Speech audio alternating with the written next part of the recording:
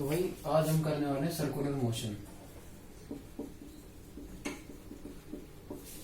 Circular motion से यार काफी लगभग हर बार क्वेश्चन पूछे जाते हैं। तो सर्कुलर मोशन के अंदर हमें क्या देखना है, सर्कुलर मोशन का अगर हमें बेसिक समझ में आ जाए तो हम हर एक क्वेश्चन सोल्व कर सकते हैं। तो सर्कुलर मोशन को कुछ ऐसे देखते हैं। देख, सर्कुलर मोशन जैसे दिमाग में आता है ना, तो मेरे कुछ टर्म्स सामने आती है। देख, ये भाई सेंटर था, मैंने मान लिया पहले पार्टिकल पी पॉइंट पे है और टी टाइम बाद, डेल्टा टी टाइम बाद पी डैश पे आ गया। तो इसने कुछ एंगल सबटेंड किया, इसको मैंने नाम दे दिया डेल्टा थीटा। तो ओमेगा एंगुलर वेलोसिटी क्या होती है, delta theta by delta time. जैसे एस बाय टी होता था वेलोसिटी, ऐसे ही एंगुलर वेलोसिटी क्या होती है, D theta by D T. अब ओमेगा का मतलब ये नहीं है कि ओमेगा दिमाग में आते ही मेरे दिमाग में सर्कुलर आता है, ऐसा कुछ नहीं है भाई। लीनियर मोशन, देख ऐसे मान के चल तू कि भाई ये तेरा रोड है, ठीक है, ये मेरी बस है कोई, इसमें मैं बैठा जा रहा हूं भाई, यहां मैं बैठा हूं, ठीक है।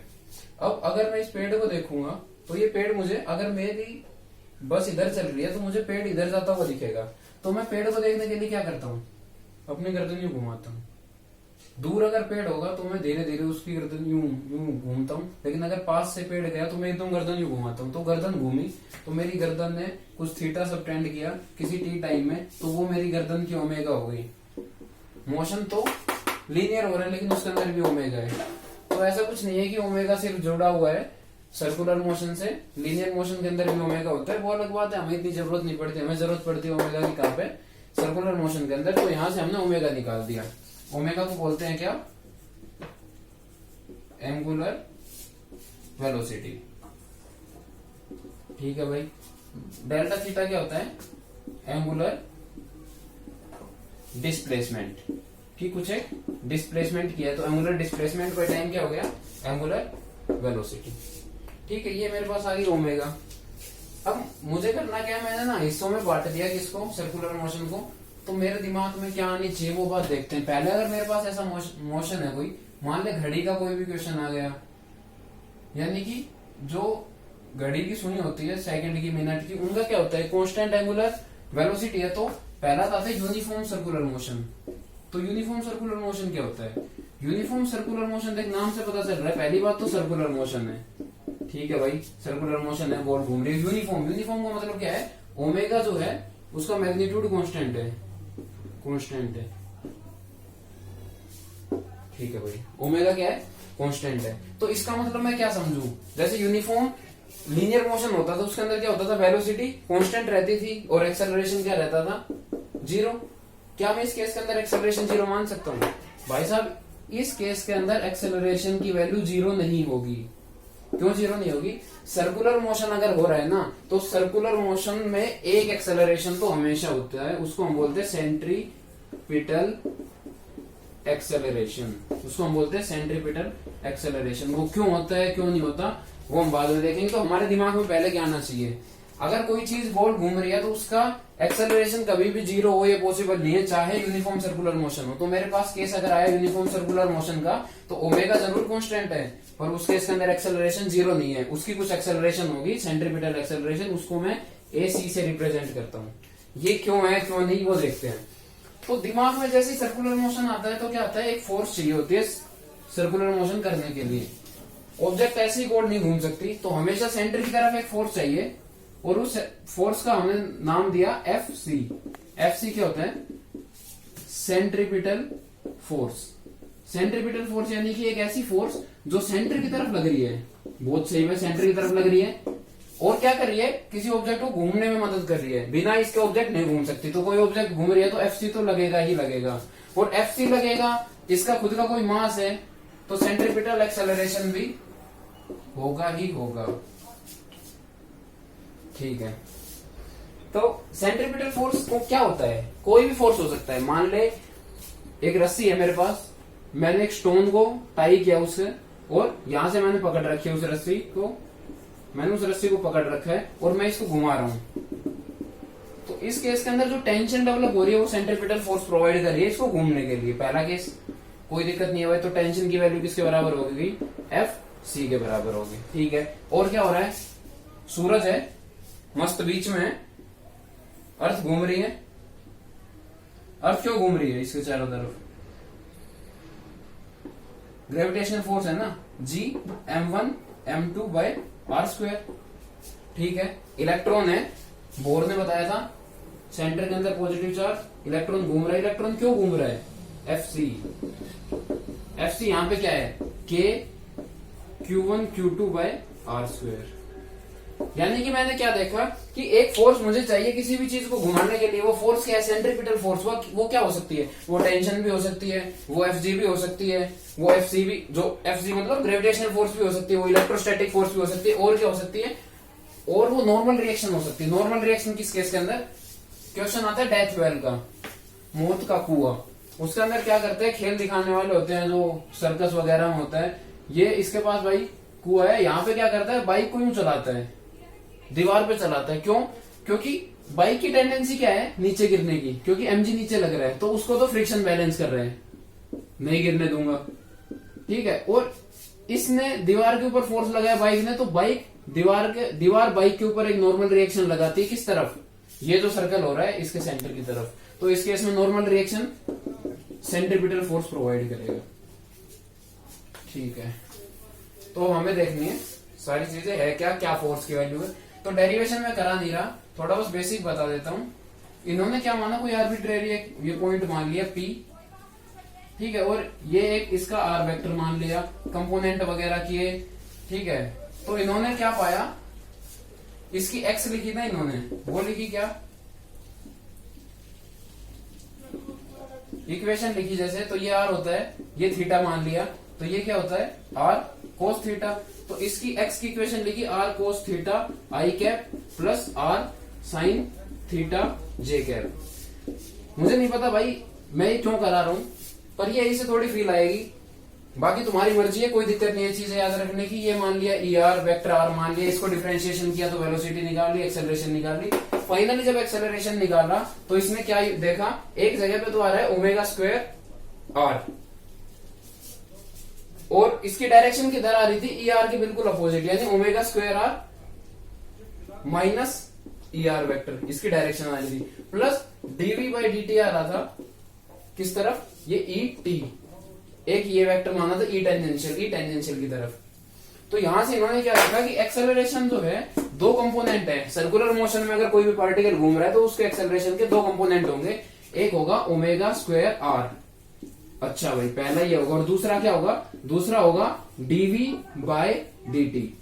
तो इसको इन्होंने नाम दिया centripetal acceleration, dv by dt नाम दिया टेंजेंशियल एक्सेलरेशन। तो मेरे से किसी ने पूछा सर्कुलर मोशन में कोई पार्टिकल घूम रहा है तो क्या उसके ऊपर फोर्स लगेगी? देख भाई, एक फोर्स तो जरूर चाहिए ही चाहिए, सेंट्रीपिटल फोर्स। अच्छा, तो घूम रहे कि उसके अंदर एक्सेलरेशन होगा, तो एक्सेलरेशन दो एक्सेलरेशन होंगे उसके अंदर, ओमेगा स्क्वायर R और dv by dt। Omega square R को बोलता हूं मैं centripetal acceleration, AT tangential acceleration बोलता हूं मैं dv बाई dt को। ये हो या ना हो, AT हो भी सकता है नहीं भी, लेकिन सेंट्रीपिटल एक्सेलरेशन तो होगा ही होगा। क्यों?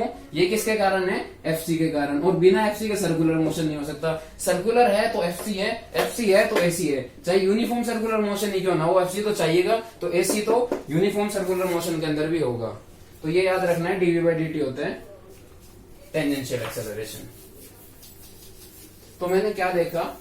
मैंने देखा कि यूनिफॉर्म सर्कुलर मोशन में मेरा मोशन है कौन सा? Uniform circular motion. तो नाम से ही पता चल रहा है यूनिफॉर्म सर्कुलर मोशन है, तो इसका जो ओमेगा होगा वो क्या होगा? कांस्टेंट होगा। बहुत सही, ओमेगा कांस्टेंट होगा। तो दिमाग में तो यही आता है कि एक्सेलरेशन 0 होना चाहिए, लेकिन dv बाई dt तो 0 होगा। अच्छा, यानी कि AT तो 0 होगा, लेकिन AR की वैल्यू कितनी होगी? Omega square R। एक चीज लीनियर के अंदर भी होता था, सर्कुलर के अंदर ओमेगा है, इसको R से मल्टीप्लाई कर दो। क्यों बता रहा हूं? डेरिवेशन तो क्या ही है इनका, बस याद ही रखो, समझ में आता भी। कई जगह हम यूज करते हैं, जैसे EMI के अंदर हमने यूज किया था, रोड जब घूम रही थी किससे? ओमेगा से, तो एक पार्टिकल की वेलोसिटी हमने कितनी बताई थी? अगर x दूरी पे तो ओमेगा x। तो ये वही चीज है, v क्या होता है? Omega R। अच्छा, एक्सेलरेशन क्या होता है? Alpha into R। लेकिन एक चीज याद रखना, ये AT होता है टेंजेंशियल। तो वेलोसिटी क्या होगी omega into R, A T tangential acceleration क्या होगा alpha into R, A C क्या होगा ओमेगा स्क्वायर आर, या फिर ओमेगा को क्या पुट कर सकता है वी बाय आर, तो क्या आ गया वी स्क्वायर बाय आर। ये गिने चुने फॉर्मूला है, इन चीजों से कोई फर्क नहीं पड़ता, फॉर्मूला तो कोई भी रट लेगा, फील करो तुम हो क्या रहा है इसलिए तुम्हें। तो मेरे पास पहला क्या था यूनिफॉर्म सर्कुलर मोशन, तो यूनिफॉर्म सर्कुलर मोशन के अंदर ए टी क्या होगा 0, ओमेगा क्या होगा D theta by D T, और वो क्या होगा एक कांस्टेंट वेरिएबल नहीं होगा। ए सी क्या होगा वी स्क्वायर बाय आर या फिर ओमेगा स्क्वायर आर। ये चीज आती है समझ में, ठीक है भाई। तो ये हो गया मेरे पास यूनिफॉर्म सर्कुलर मोशन यूनिफॉर्म। अब आता है नॉन यूनिफॉर्म। नॉन यूनिफॉर्म में क्या हो सकता है, नॉन यूनिफॉर्म के अंदर क्या हो सकता है, दो केस बन सकते हैं नॉन यूनिफॉर्म के अंदर। पहला ए टी जो है वो कांस्टेंट है, ए टी कांस्टेंट का मतलब क्या हो गया DV by D T constant है, इसका मतलब टाइम के साथ वेलोसिटी तो बढ़ रही है, वेलोसिटी तो बढ़ रही है लेकिन एक कांस्टेंट रेट से बढ़ रही है, वेलोसिटी बढ़ रही है, v क्या होता है ओमेगा आर, वेलोसिटी बढ़ रही है, रेडियस तो बढ़ी नहीं रही, टाई कर रखा है तुमने मान ले पकड़ रखा है, तो ओमेगा भी कांस्टेंट रेट से बढ़ रही है। तो इस केस के अंदर ओमेगा जो है वो कांस्टेंट इंक्रीज हो रही है, ठीक है। इस केस के अंदर एसी होगा भाई, एसी तो होगा ही होगा, एसी को तो कोई नहीं रोक सकता, और एसी की वैल्यू क्या होगी वी स्क्वायर बाय आर या फिर ओमेगा स्क्वायर आर। एसी तो जहां सर्कुलर हो गया एसी होगा, तो यहाँ पे एसी भी है और ए टी भी है, तो यहाँ पे तो समझ में आता है। कोई मेरे से टेंजेंशियल एक्सेलरेशन पूछे तो 0 बता दूंगा, क्यों, क्योंकि D theta by D T constant है, ओमेगा कॉन्स्टेंट है, तो D omega by D T क्या होगा 0, तो इसका एंगुलर एक्सेलरेशन भी 0 होगा। ये अल्फा क्या आ गई अब, तो 3 एक्सेलरेशन होते हैं एक्चुअली में, एसी और एटी, ये तो होते हैं लीनियर एक्सेलरेशन, ये होता है एंगुलर एक्सेलरेशन। अभी समझ में आएगा, अभी बस इतने याद रखो, मैंने सिर्फ 2 केस बताया। अभी यूनिफॉर्म सर्कुलर मोशन का मतलब हो गया यूनिफॉर्म, ओमेगा सेम है, ओमेगा कांस्टेंट है तो D theta by D T constant होगा, ओमेगा क्या होगा कांस्टेंट, ओमेगा कांस्टेंट तो D omega by D T 0 और D omega by D T होता है अल्फा। ये कहां से आया क्या आया, अल्फा का भी बता दूंगा। एसी तो हमेशा ही रहेगा वी स्क्वायर बाय आर या फिर ओमेगा स्क्वायर इंटू आर। और दूसरा कैसा है नॉन यूनिफॉर्म है, लेकिन नॉन यूनिफॉर्म का मतलब क्या हो गया ओमेगा बढ़ रहा है लेकिन कांस्टेंट रेट से बढ़ रहा है। मान ले जैसे वन डायमेंशन के अंदर भी हम केस पढ़ते हैं, एक तो होता है डायरेक्ट एस बराबर यूटी, एक्सेलरेशन है ही नहीं, दूसरा एक्सेलरेशन कांस्टेंट है, तो वो 3 इक्वेशन यूज करते थे हम, और तीसरा केस आता था एक्सेलरेशन है लेकिन वो भी वेरिएबल है, तो ये केस ऐसा है कि एक्सेलरेशन है लेकिन एक्सेलरेशन कांस्टेंट है, ठीक है भाई। तो ये केस होगा, इसके अंदर एटी भी होगा और एसी भी होगा, तो एसी तो कांस्टेंट है ही और एटी भी कांस्टेंट होगा इस केस के अंदर। और कोई मेरे से पूछे टोटल एक्सेलरेशन क्या होगा इस केस के अंदर, तो कोई भी पार्टिकल अगर घूम रहा है सेंटर की तरफ एसी, टेंजेंशियल एटी, नाम से पता चला टेंजेंशियल, तो दोनों के बीच में 90 डिग्री का एंगल हो गया, तो रिजल्टेंट क्या आ गया AC square plus eighty square का अंडर रूट, ये आ गया eighty OT TOT. Total acceleration क्या होगा AC square plus eighty square का रूट, इसका अंदर टोटल क्या होगा एसी ही टोटल होगा, ठीक है। तो जैसे यूनिफॉर्म सर्कुलर मोशन आता है तो मेरे दिमाग में क्या आता है, पहले तो वन डायमेंशन वो मोशन इन वन डायमेंशन से रिलेट कर लेते सर्कुलर को, वहां v होता है, यहाँ क्या होता है omega, velocity angular velocity, displacement angular displacement, acceleration angular acceleration. अब तुम कहोगे यहाँ तो एसी और एटी था, एसी और एटी एंगुलर एक्सेलरेशन नहीं थे, वो लीनियर एक्सेलरेशन थे, यानी सर्कुलर के अंदर एंगुलर एक्सेलरेशन होता है, सर्कुलर के अंदर दोनों एक्सेलरेशन होते हैं, कौन कौन से, एंगुलर भी और दूसरा ये सिंपल वाला हमारा लीनियर भी। तो एंगुलर तो होता है क्या अल्फा, और लीनियर होते हैं 2, एसी और एटी। एसी तो हमेशा रहेगा जिसकी वैल्यू ओमेगा स्क्वायर आर या बी स्क्वायर बाय आर रहेगी, और एटी रह भी सकता है और नहीं भी। पहला जो केस पढ़ा था यूनिफॉर्म उसके अंदर एटी की वैल्यू 0 होगी और दूसरे केस के अंदर नॉन जीरो होगी, और वो भी नॉन जीरो होके भी कांस्टेंट होगी। और तीसरा केस आता है एटी रहेगा लेकिन वेरिएबल रहेगा, तो ये दोनों हो गई लीनियर। मेरे से ये पूछा है टोटल एक्सेलरेशन बता, कोई पार्टिकल अगर सर्कल करे तो टोटल क्या होगा, AC square plus AT square. अगर एंगुलर पूछना होगा तो क्वेश्चन में गिवन होगा एंगुलर एक्सेलरेशन बताओ, तो बताऊंगा कहां से, अल्फा से। और AT क्या होता है, AT का एक फॉर्मूला और क्या होता है, AT क्या होता है, अल्फा आर, जैसे V equals to omega R होता है। ये याद रखियो, अल्फा आर के अंदर AT की वैल्यू होती है। ठीक है भाई, तो ये कुछ एक चीजें थी जो बेसिक समझने जरूरी थी। हाँ, तो कहां थे हम, वेलोसिटी होती है ओमेगा, एस होता है थीटा। तो अब क्या हुआ, पहला केस तो यूनिफॉर्म सर्कुलर मोशन, उसके अंदर तो ओमेगा सेम है, तो कोई दिक्कत ही नहीं है, हर एक केस को सोल्व कर सकता है तू D theta by D T का यूज करके, उससे तेरे पास ओमेगा आ जाएगी। झंझट ही खत्म अल्फा का, तो अल्फा तो क्या हो गया, 0। तो अल्फा 0 है तो अल्फा निकालने की जरूरत नहीं, हर एक क्वेश्चन यहाँ से सोल्व कर सकता है तू, बस तुझे change in theta per unit time निकालना आना चाहिए। दूसरा केस आता है नॉन यूनिफॉर्म है बट एटी जो है वो कांस्टेंट है, या फिर अल्फा जो है, अब एटी कांस्टेंट हो गया तो सोच के देख, एटी क्या होता है, अल्फा इंटू आर, आर तो कांस्टेंट वैसे ही है, एटी कांस्टेंट हो गया, इसका मतलब अल्फा उसके इसके अंदर क्या होगा, कांस्टेंट, तो अल्फा कांस्टेंट हो गया। तो जैसे लीनियर के अंदर एक्सेलरेशन कांस्टेंट हो जाता है तो हम तीन इक्वेशन लगाते हैं, ऐसे ही अल्फा अगर कांस्टेंट हो जाता है एंगुलर एक्सेलरेशन, तो एंगुलर एक्सेलरेशन के लिए भी तीन इक्वेशन होती है, क्या, वही तीन, v equals to U plus AT, तो v की जगह आ गया ओमेगा, u की जगह आ गया ओमेगा नॉट, a की जगह आ गया alpha, s equals to s की जगह आ गया theta, ut plus half at square तो अल्फा t स्क्वायर। तीसरी इक्वेशन क्या बन गई, omega square equals to omega naught square plus 2 alpha theta. तो मेरे पास अगर ये केस आया तो कोई दिक्कत ही नहीं है, सिर्फ D theta by D T लगाऊंगा, हर एक क्वेश्चन को सोल्व करूंगा इस केस के अंदर। दूसरा केस आया और दूसरा केस भी वो आया जिसके अंदर एटी कांस्टेंट था, तो मैं मान लूंगा कि अल्फा भी कांस्टेंट है, अल्फा कांस्टेंट है, तो ये तीन इक्वेशन लगाऊंगा और हर एक क्वेश्चन सोल्व कर दूंगा। और तीसरा केस क्या आता है, एटी जो होता है वो वेरिएबल होता है, तो उसके अंदर हमें क्या करना पड़ेगा, इंटीग्रेशन करना पड़ेगा। जैसे एटी क्या हो गया, डीवी बाय डी, तो इसकी मदद से मैं पहले एटी निकालूंगा, v अगर मेरे पास आ जाएगा तो v स्क्वायर बाय आर से मैं अल्फा निकालूंगा, और v स्क्वायर बाय आर से अल्फा कह रहा ए सी निकालूंगा, और ए सी आ जाएगा और एटी आ जाएगा तो टोटल एक्सेलरेशन निकालूंगा। टोटल एक्सेलरेशन ये होता है।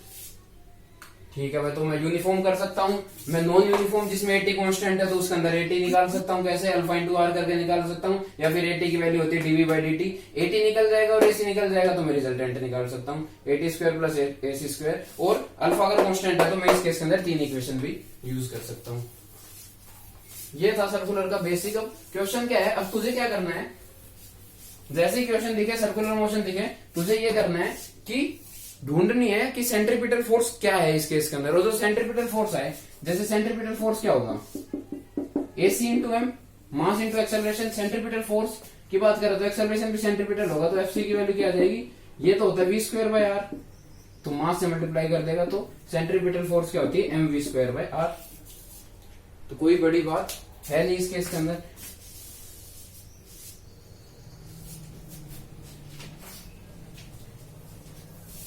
मान ले कि भाई क्वेश्चन दे रखा है कि एक सेकंड की जो वो नीडल होती है 1 सेंटीमीटर लॉन्ग है, घड़ी वाली जो सेकंड है वो, तो 1 सेंटीमीटर इसकी लेंथ होगी, इस रेडियस के अंदर ये घूमेगी। कितनी रेट से घूमती तुम्हें पता ही है, 2 पाई एंगल कवर कर लेती है कितने टाइम में,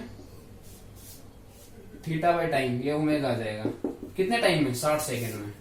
तो इसकी ओमेगा कितनी आ गई, pi by 30।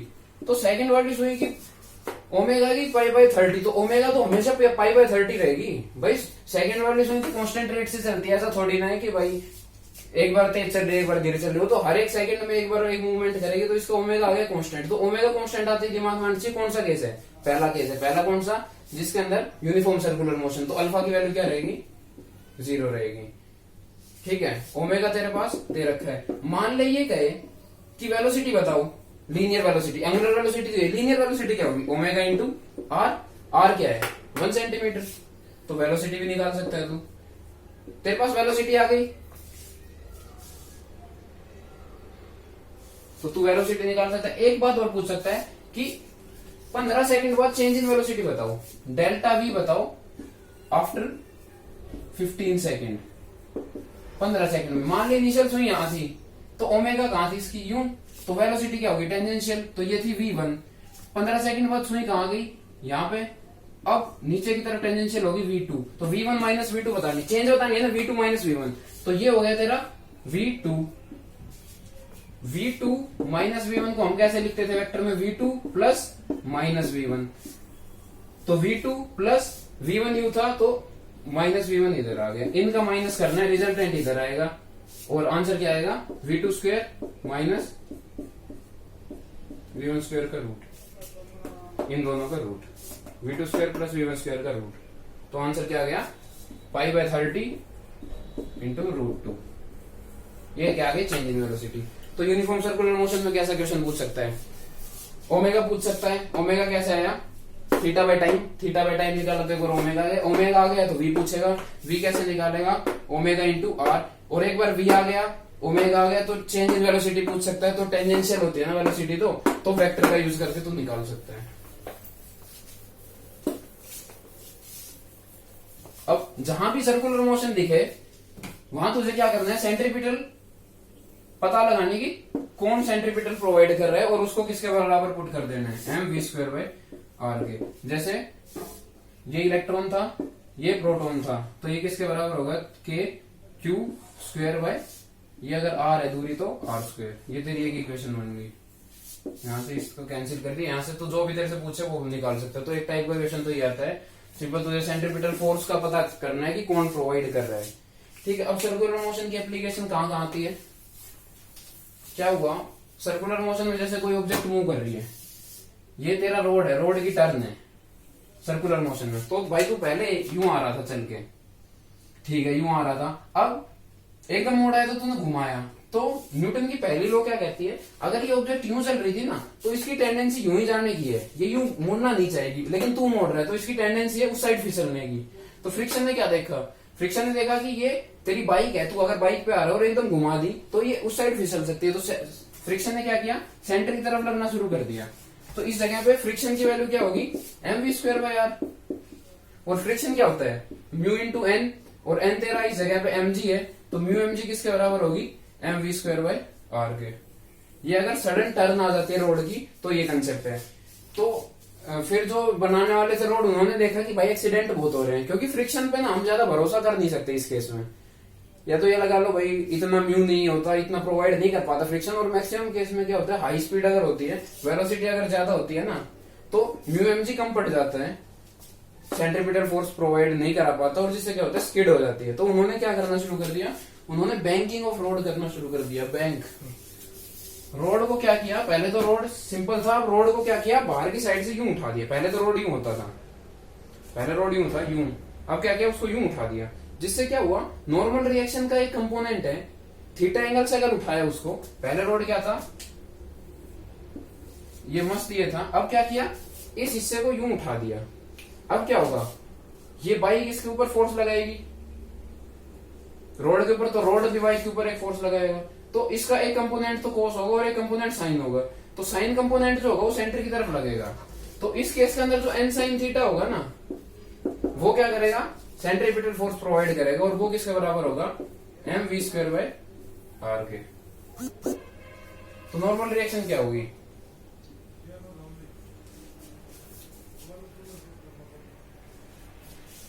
mg sin theta. अब इसमें कई बच्चे कहते हैं कि फ्रिक्शन कहां गया, लगा फ्रिक्शन भी रहा है, क्वेश्चन में तो ये गिवन होगा कि इस जगह मान लो कि सिर्फ बैंकिंग रोड पे हम रिलाई कर रहे हैं, सिर्फ जो नॉर्मल रिएक्शन का एक कंपोनेंट है ना, वही सेंट्रीपिटल फोर्स प्रोवाइड करे, अदरवाइज लग तो फ्रिक्शन भी रहे, पर उसकी इतनी वैल्यू है नहीं, इसलिए क्वेश्चन में नहीं करते। अगर दे रखा होगी सिग्निफिकेंट वैल्यू है तो दोनों मिलकर लगाएंगे, हालांकि मैंने कभी देखा नहीं है ऐसा क्वेश्चन, पर अगर आ भी जाए तो सेंटर की तरफ क्या आएगा, फ्रिक्शन भी लग रहा होगा उस टाइम पे और ये भी लग रहा होगा, दोनों की वैल्यू किसके बराबर होगी, mv² बाय आर के बराबर होगी।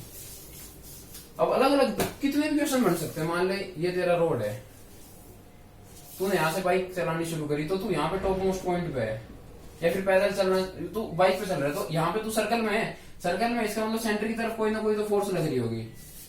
क्या लग रही है इस केस में?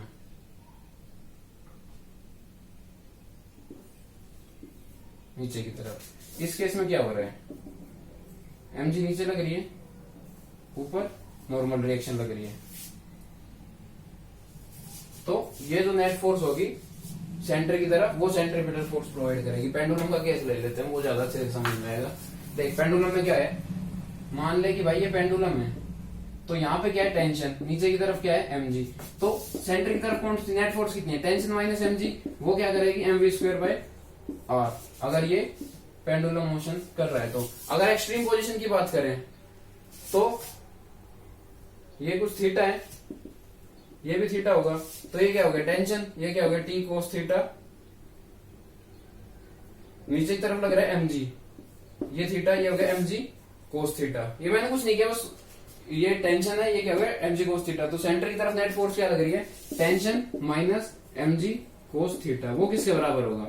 वो mv स्क्वायर बाय r के बराबर होगा। कुछ भी पूछे तू बता सकता है। कई केसेस में क्या करेगा, ये सेंटर है, यहाँ पे एक बॉल टाई कर दी r रेडियस की, यहाँ पे एक बॉल टाई कर दी, ये दूरी भी r है, यानी यहाँ से यहाँ 2r हो गया। इसका मास m है, इसका मास m है, इसके इनके अंदर टेंशन का रेशियो बताना है। तो ये भी घूम रही है, मान ले v वेलोसिटी इक्वेशन में दे रखा है, ये भी घूम रही है v से। ये v से क्यों घूम रही है?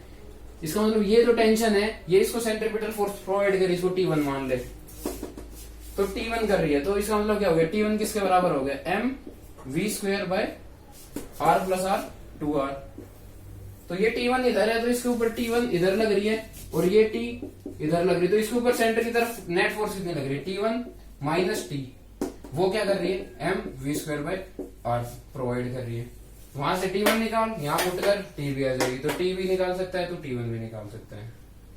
T माइनस T1, ये T1 मानिए, T मानिए, तो तू कुछ भी कर सकता है। तुझे क्या पता होना चाहिए? सेंटर की तरफ कौन सी फोर्स लग रही है? सेंट्रीपिटल। किसी केस में नॉर्मल रिएक्शन लग रही होगी, किसी के अंदर कुछ लग रहा होगा, किसी के अंदर कुछ लग रहा होगा। मान ले जैसे डेथ वेल का ही एग्जांपल ले लेते हैं। ये तेरे पास डेथ वेल है और ये बाइक वाला इस ऐसे घूम रहा है, तो इसकी टेंडेंसी नीचे गिरने की mg के कारण, तो फ्रिक्शन ने क्या किया? ऊपर की तरफ लगना शुरू कर दिया। बाइक वाले ने इसके ऊपर नॉर्मल रिएक्शन लगाई, तो दीवार ने नॉर्मल रिएक्शन इसकी तरफ लगाई, तो इसके अंदर नॉर्मल रिएक्शन क्या होगा? m v square by r के इक्वल होगा।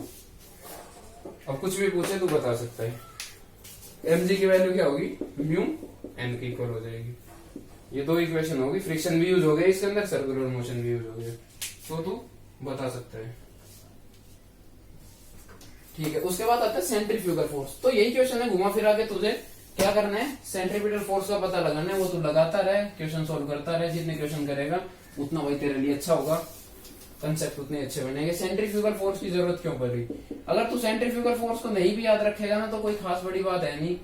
मतलब अगर नहीं भी होती तो ये ऐसी है जैसे सेंट्रीपिटल फोर्स है, सेंट्रीपिटल नहीं, जैसे हमने सूडो फोर्स करी थी। सूडो फोर्स क्या थी? मैंने कार्ट माना था, पेंडुलम की पोजीशन ये हो गई थी, ए एक्सेलरेशन से अगर ये आगे जा रहा था, तो पेंडुलम की पोजीशन ये हो गई थी। अब मान तू इसके अंदर ही खड़ा है, तो तेरे हिसाब से तो ये रेस्ट में है, ये यहाँ पे रेस्ट में आ गया। लेकिन ग्राउंड पे देख, ग्राउंड पे अगर मैं खड़ा हूं तो मुझे तो ये लगेगा नहीं आगे तरफ जा रहा है, क्योंकि ये तो कार्ट के अंदर रखा है। तो ये नॉन इनर्शियल फ्रेम हो गया। तो न्यूटन की लॉ को अप्लाई करने के लिए एक सूडो फोर्स लगाया पीछे की तरफ, अपोजिट टू द एक्सेलरेशन। ये वैल्यू थी ma की। ऐसे इसके अंदर क्या हुआ? मान ले एक लिफ्ट है, लिफ्ट के अंदर तू खड़ा हुआ है और ये ब्लॉक रखा है, ये काफी भारी है।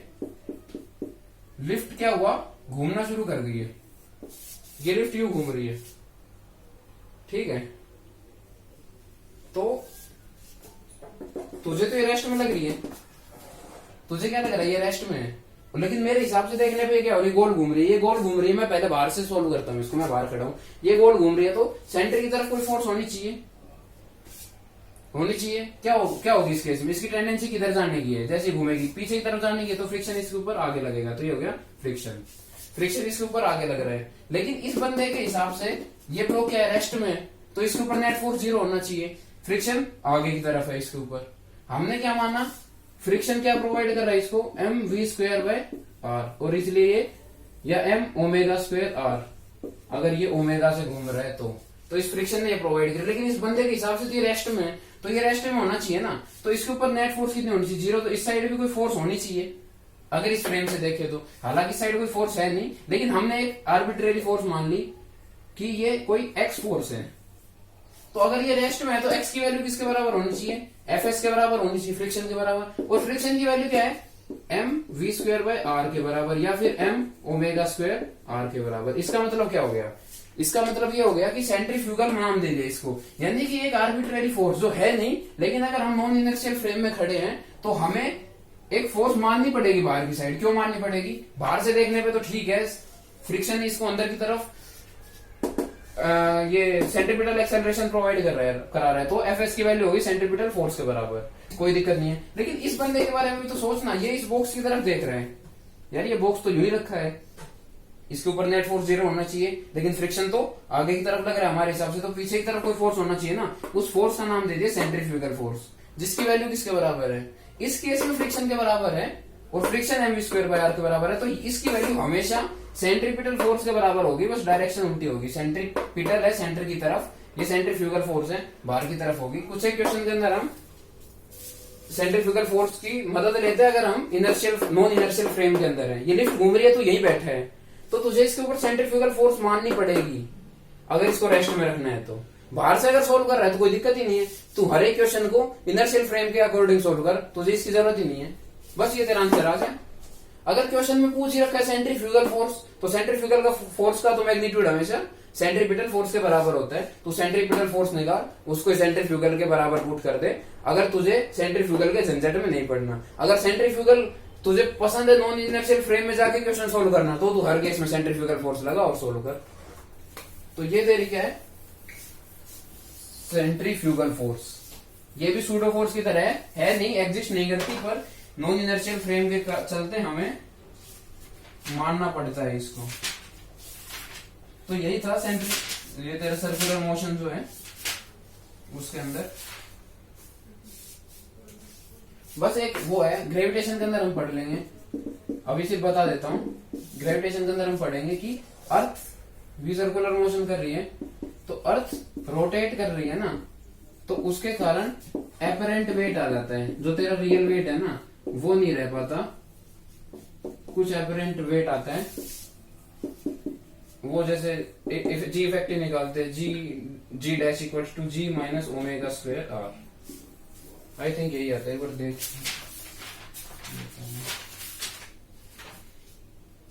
जी dash equal to g minus omega square r, omega क्या है, अर्थ की एंगुलर वेलोसिटी, तो उसके कारण तेरा मास क्या हो जाएगा, एम जी डैश हो जाएगा, कुछ कम।